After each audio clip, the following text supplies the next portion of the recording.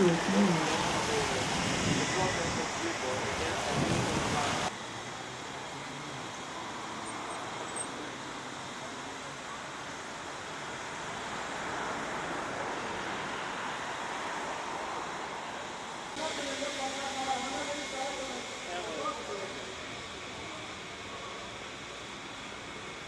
Semaine mondiale de l'éducation aux médias et à l'information, initiative de l'Organisation des Nations Unies à travers son agence UNESCO, est accueillie en 2022 par le Nigeria. Cette Semaine mondiale et ses deux événements phares, la conférence à l'éducation, les médias et à l'information, le dialogue interculturel et le forum de l'agenda des jeunes, appellent à l'organisation des manifestations locales dans le monde entier afin de promouvoir les liens entre l'éducation aux médias et l'information et l'ensemble des disciplines et des professions. Le rapport du secrétaire général des Nations Unies, Antonio Guterres, indique que des 12 engagements pris par les dirigeants mondiaux, les valeurs de confiance et de solidarité sont présentées comme étant le ciment de la cohésion sociale et des avancées sociales pour le bien commun. La communauté internationale est donc invitée non seulement à réaffirmer et à renforcer son engagement, mais aussi à développer de nouvelles initiatives dans ce domaine afin de renforcer la confiance. Au Cameroun, le président du Conseil national de la communication, dans une déclaration à la presse à Yaoundé, revient sur l'impératif de l'éducation aux médias et à l'information pour favoriser la confiance. Compte tenu de ce que le facteur confiance est en train de s'éroder, la communauté internationale a invité à cette occasion non seulement à réaffirmer et à renforcer son engagement en faveur de l'éducation aux médias et à l'information pour tous, mais aussi à développer de nouvelles initiatives dans ce domaine. La notion de l'éducation aux médias, étroitement liée à la pensée critique, vise à développer les connaissances et les compétences des consommateurs camerounais des médias. L'éducation aux médias intervient comme une démarche formative qui vise à apprendre aux citoyens à cesser d'être un consommateur passif pour s'émanciper et devenir un acteur intelligent et interactif à la communication médiatique. L'existence des médias est fondée sur les sacro-saints principes de la liberté d'expression proclamés par la quasi-totalité des constitutions des États contemporains. Mais pour que cette liberté s'exerce dans le respect des règles morales et d'éthique, chaque société élabore des modalités institutionnelles de son encadrement.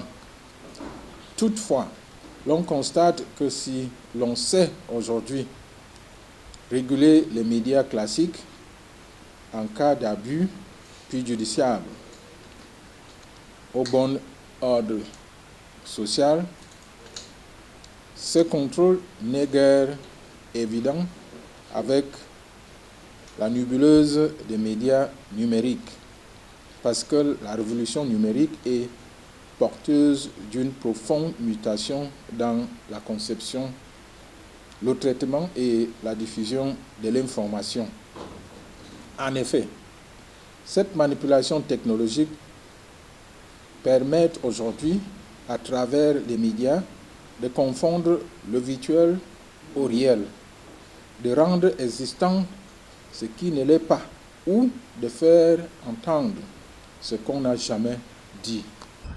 Il faut entendre par médias ici les médias traditionnels, le livre, les journaux, le cinéma, la radio ou la télévision, mais aussi les médias numériques, tous les dispositifs de la réalité virtuelle. Ce qu'il faut noter, c'est que le facteur confiance est en train de s'altérer et les exemples sont nombreux à travers le monde.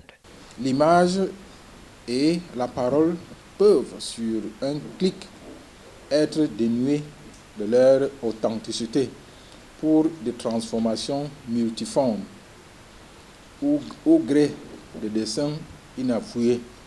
Il s'agit de ce que les anglo-saxons appellent le deepfake ou hypertrucage. C'est une technique de synthèse d'images basée sur l'intelligence artificielle. À titre d'exemple, en avril 2018, le site BuzzFeed a mis en ligne un film de Barack Obama tenant des propos odieux et vulgaires à l'égard de son successeur, M. Trump. Après vérification, c'est une deepfake orchestrée par un imitateur du président Obama en la personne du comédien Jordan Peele. 7. Les multimédias est un vivier inestimable d'informations constructives, mais il est également un moteur de détournement de mentalité et de conscience, d'incitation à la débauche et à la haine, ou d'appel au extrémisme. Le 26 mars 2019, un faux montage vidéo largement partagé a montré une scène d'arrestation par l'armée camerounaise des soldats français présentés comme combattants à côté de militants de secte islamique Boko Haram. Mais après vérification de l'agence France Presse, le cliché a été pris en février 2016 à Limbé, au Cameroun, au cours d'une session de formation dépensée par les forces marines américaines à des soldats de l'armée camerounaise. Avec la convergence des technologies, cette nouvelle forme de socialisation médiatique passe essentiellement par le téléphone mobile, qui s'est transformé en une véritable fenêtre qui nous ouvre au monde. De fait, pour éviter tout risque à l'issue de la transformation numérique, il est aujourd'hui nécessaire de rendre le consommateur des médias apte pour pouvoir choisir de façon libre et critique le contenu crédible, utile à son épanouissement intellectuel et moral. C'est un véritable processus que le pédagogue des médias désigne par le thème emprunté de la langue anglaise, Media Literacy, qui renvoie globalement à l'apprentissage du bon usage des médias pour éviter les dangers et les travers de l'œuvre numérique.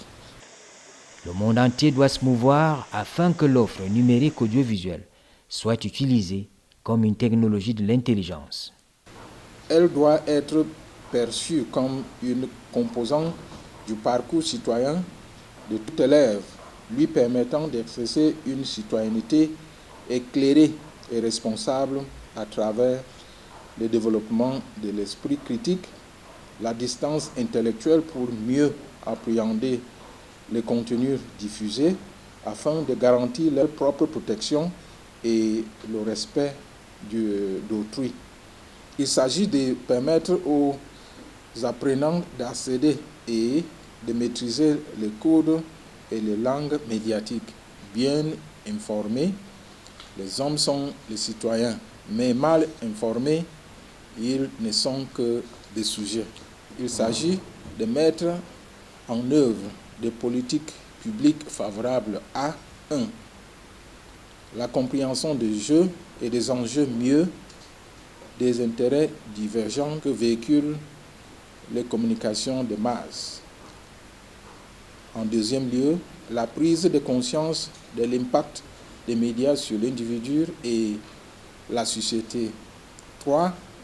La distinction entre une opinion et la manipulation d'une information. 4. La vérification de la fiabilité d'une source d'information. 5. L'analyse critique et responsable des contenus médiatiques. Et enfin, la sensibilisation de l'enfance et des couches vulnérables sur les dangers de contenus nocifs et des risques d'une consommation irresponsable des médias. Avec la circulation via les smartphones, on a désormais une relation individuelle à l'information.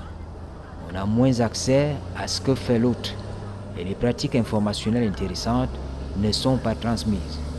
D'où l'importance de développer une éducation aux médias et à l'information pour tous. Il faut de ce fait former des cybercitoyens actifs, éclairés et responsables de demain.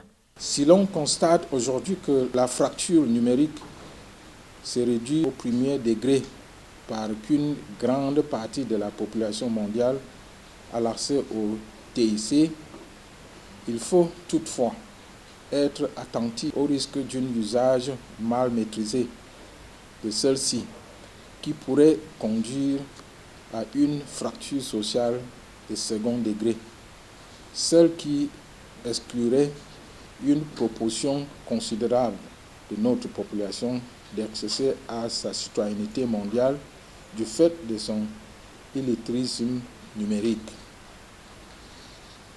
Il importe donc de renforcer la disponibilité de l'équipement numérique à tous les niveaux et de promouvoir les comportements responsables pour familiariser les populations camerounaises au TIC et surtout les mettre en garde contre les dangers qui y sont éventuellement liés.